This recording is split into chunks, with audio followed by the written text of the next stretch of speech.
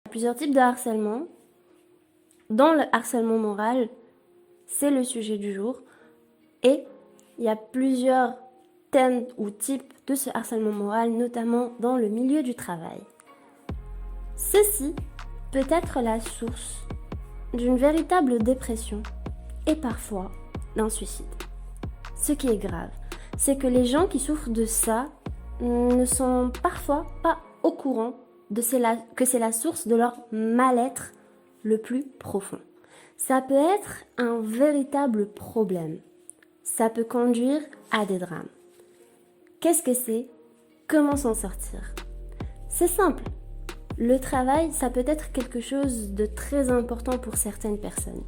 Certaines personnes qui se sont mises en tête dans leurs croyances, que ce soit par rapport à leur parcours, à leur enfance, au parcours de leurs parents, ils se sont mises en tête que ce travail-là, ils ne peuvent pas vivre sans, que c'est leur seule source possible de revenus, qu'il y a un énorme taux de chômage par exemple dans le pays et qu'il n'y a pas de travail, qu'il n'y a pas d'argent, que la vie est difficile, qu'il n'y a pas de filet de sécurité et que s'ils perdent leur travail, ils perdent leur loyer, ils perdent leur famille parfois, oui ça existe, ils perdent beaucoup de choses et c'est un véritable drame pour ces personnes. C'est vrai que perdre son travail, c'est pas évident. Surtout dans certains pays plus que d'autres, c'est quelque chose de très important. Mais on va voir ça un petit peu autrement par la suite. Et surtout, c'est un système de croyances. C'est des croyances, mais complètement à désinstaller de son cerveau et à installer d'autres croyances en tête. Le problème avec le harcèlement moral, c'est que c'est une fois que c'est trop tard, qu'il y a un véritable problème dans votre santé, dans votre famille liée à ce travail. Ça n'est pas obligé que ce soit le harcèlement moral, ça peut être un stress au travail, de façon plus généralisée. Lorsque ce stress au travail vous détruit votre famille, vous détruit votre santé mentale ou physique, c'est une fois que c'est trop tard que vous allez réaliser que ce travail n'était absolument rien du tout. Qu'il suffisait de partir, de prendre son carton, ses affaires et de partir.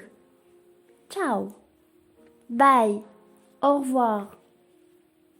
C'est fini.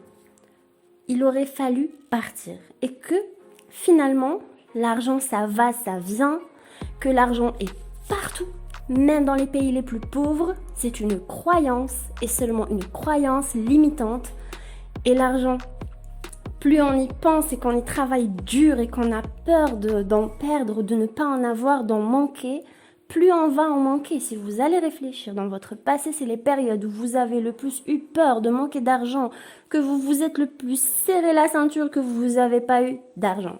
Et c'est les périodes où vous avez été dans l'abondance, dans le fait de ne pas avoir peur de l'argent, de ne pas avoir... Bien sûr, il faut toujours avoir un petit filet de sécurité, dans le sens 3 mois d'économie, par exemple, dans un compte. Mais si vous enlevez de votre tête cette peur, vous n'allez plus être l'esclave de l'argent, mais ça sera l'argent qui sera votre esclave. Et vous allez voir que ça va tout changer. Les personnes les plus riches dans le monde ne travaillent pas pour l'argent. C'est une des phrases de Robert Kiyosaki, même s'il n'est pas le seul à le dire, dans son livre Seconde Chance, dans son livre Cash Flow, dans son livre Père riche, Père pauvre. Oui, les riches ne travaillent pas pour l'argent. Les riches travaillent pour l'idée, pour la créativité. Mais c'est l'argent qui vient après. Bien sûr qu'ils travaillent, bien sûr qu'ils voudraient avoir de l'argent. Mais en général, je ne parle pas des héritages, des grosses fortunes, non, de tout ce qui est argent sale. Non, on ne parle pas de ça. On parle des gens qui sont partis de rien et qui ont fait une fortune.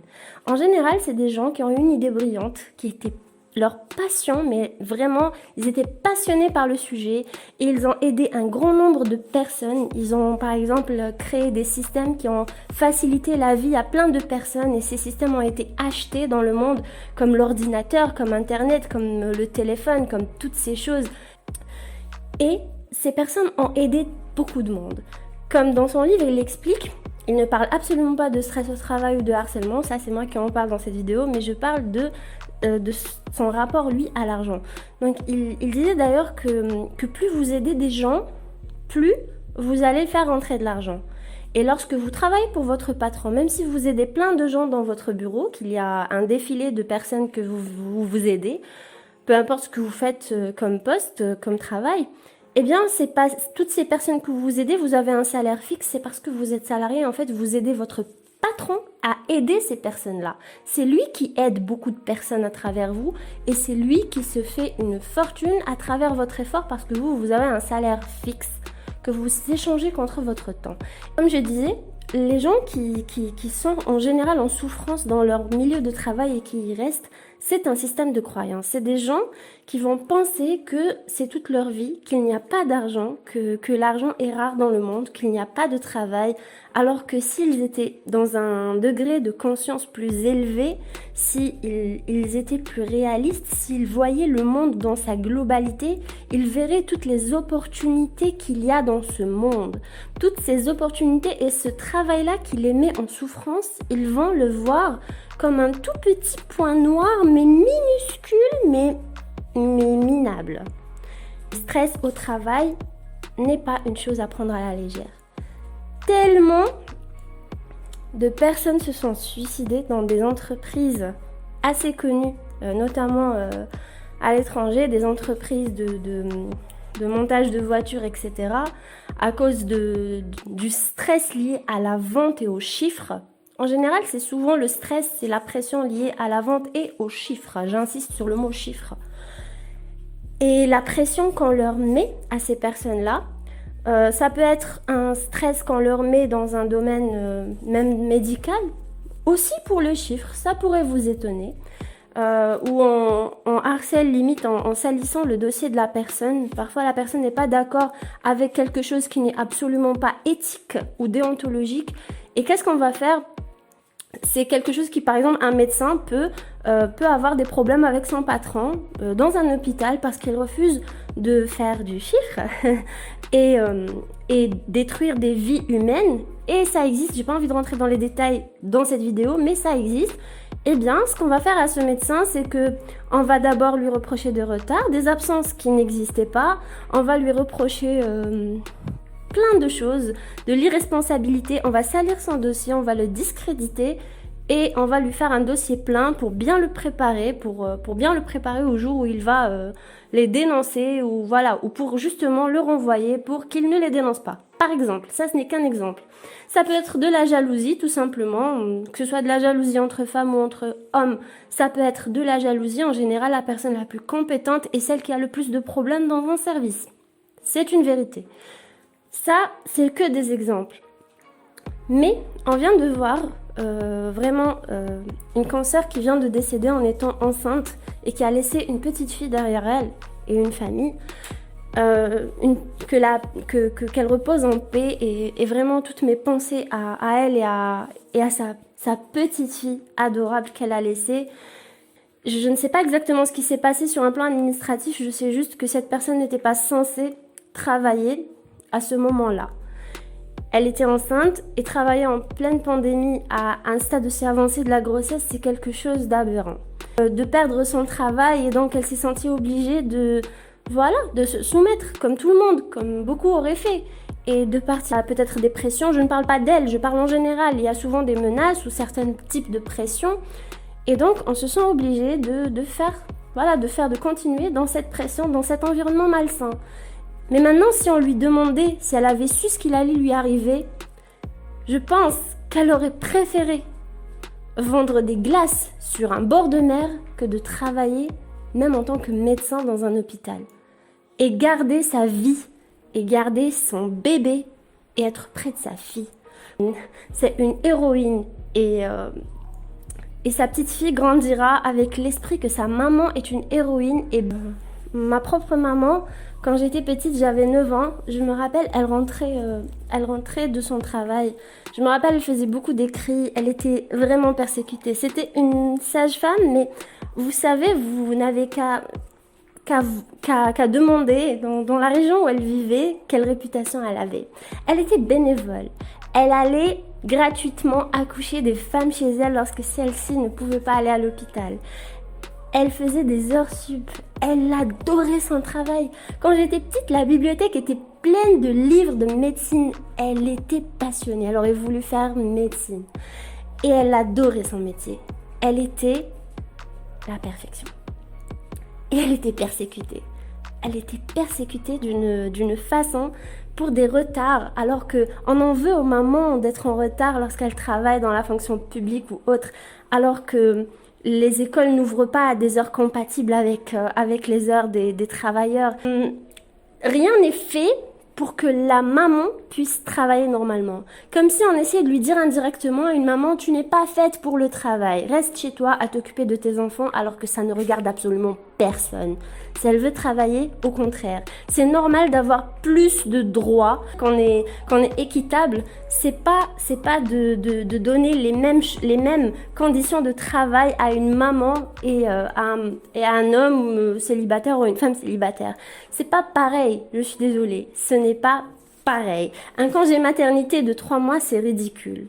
C'est ridicule. Allez dire à ces femmes, parce que c'est vous qui produisez les futurs médecins et architectes et ingénieurs et toute personne utile à cette société, que c'est vous qui les mettez au monde et les éduquez.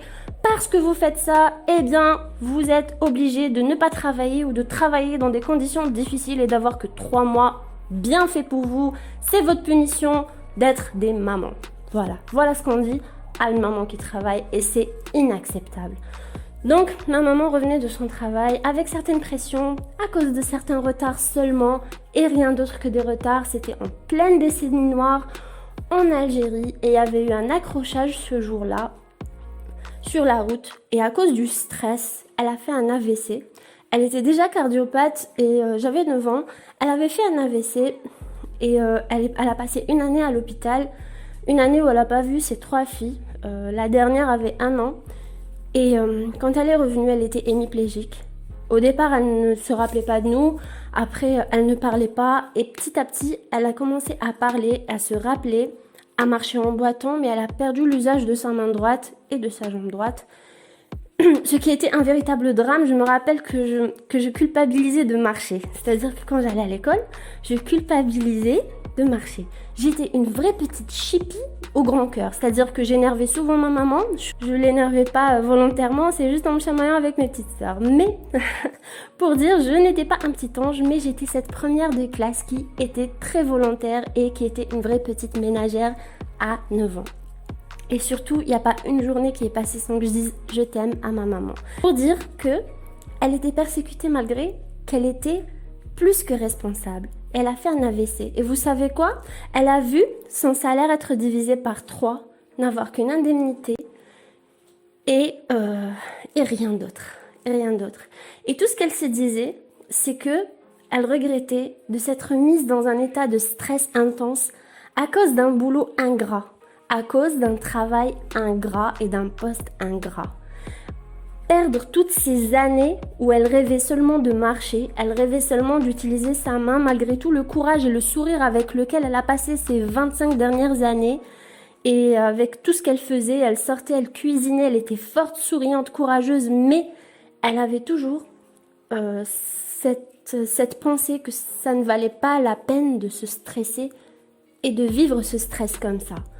Tout ça pour dire à tous ces milliers de statistiques qu'on voit, à tous ces agriculteurs qui se suicident, tous ces médecins qui font une dépression à 30 ans, on ne sait pas pourquoi, on a une seule chose en tête, ça ne vaut pas la peine, ça ne vaut pas la peine. Mais je tiens à dire une seule chose, non seulement vous devez vous éveiller et être plus conscient que votre job n'est rien, mais il n'est rien, il y a tellement d'autres opportunités ailleurs. Mais ne partez pas comme ça. Ne partez pas sans laisser 1 millier d'écrits derrière vous. Dénoncez ça. Faites partie des gens qui changent le monde à petite échelle, à échelle microscopique. Laissez derrière vous des écrits pour dénoncer ça. Comme ça, la prochaine victime qui viendra derrière vous, elle va être déjà préparée. Elle va trouver un terrain où la personne qui est déjà partie a déjà dénoncé ce harcèlement. Dénoncez le harcèlement. Dénoncez ces personnes qui qui sont parfois très appréciés, des fois jusqu'à l'ordre des médecins, jusqu'au ministère, des gens qu'on voit comme des anges et qui sont des bourreaux, qui passent devant vous, limite vous insultent directement ou indirectement et se font passer par des victimes, que ce soit parce que c'est des narcissiques ou parce qu'ils sont tout simplement assoiffés de pouvoir ou remplis de complexes. N'acceptez pas ça.